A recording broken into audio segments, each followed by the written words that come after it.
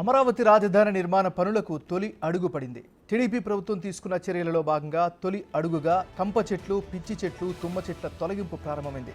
వాటిని తొలగించడానికి సిఆర్డీ అధికారులు 36.50 కోట్లతో టెండర్లు ఖరారు చేశారు. ఎన్సీసీఎల్ సంస్థ ఈ టెండర్లను దక్కించుకుంది. దీంతో ఎన్సీసీఎల్ సంస్థ పిచ్చి, తొమ్మ చెట్ల తొలగింపు చేపట్టింది. ఇందుకు సంబంధించి పూజా కార్యక్రమాల్లో మంత్రి నారాయణ పాల్గొన్నారు. అనంతరం ఆయన ప్రొక్లైన్ ఎక్కి పనులను ప్రారంభించారు.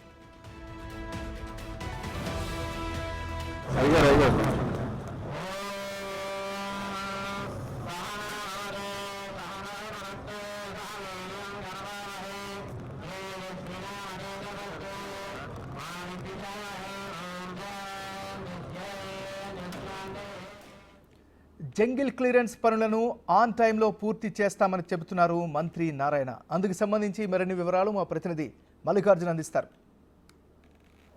ఈరోజు రాజధాని పరిధిలో ఒక కీలక పనులు అయితే ప్రారంభించడం జరిగింది. మొత్తం రాజధానిలో ఏదైతే విస్తరించి ఉన్న జంగిల్ క్లియరెన్స్ పనులకు సంబంధించి క్లియరెన్స్ పనులకి మంత్రి నారాయణ స్వయంగా కొబ్బరికాయ కొట్టి కూడా పనులు ప్రారంభించారు. ప్రస్తుతం మంత్రి నారాయణ ఉన్నారు, ఆయనతో మాట్లాడారు. సార్, ఎలా చూస్తూ ఉన్నారు? మీ ప్రభుత్వం ఏర్పడిన తర్వాత, ఎన్డీఏ ప్రభుత్వం ఏర్పడిన తర్వాత జంగిల్ క్లియరెన్స్ పనులు రాజధానిలో మొదటిసారిగా ప్రారంభించారు. ఎట్లా ఉంది సార్? అంటే ఇక్కడ అమరావతి రాజధానికి రైతులు స్వచ్ఛందంగా ఆ రోజు 34,000 ఎకరాలు కేవలం 58 రోజుల్లో మా ముఖ్యమంత్రి నారా చంద్రబాబు నాయుడు మీద నమ్మకంతో ఇచ్చారు.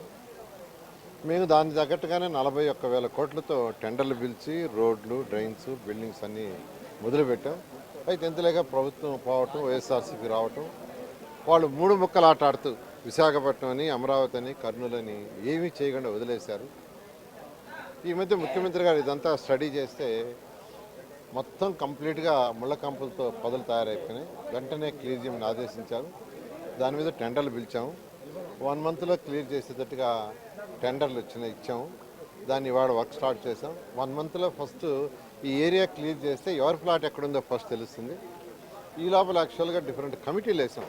అంటే వేసిన రోడ్లు కావచ్చు, బిల్డింగ్స్ కావచ్చు స్టడీ చేయడానికి ఐఐటి చెన్నై, ఐఐటి ఢిల్లీ కమిటీలు, అది కాకుండా ఇంటర్నల్ కమిటీలు కూడా వేసాం.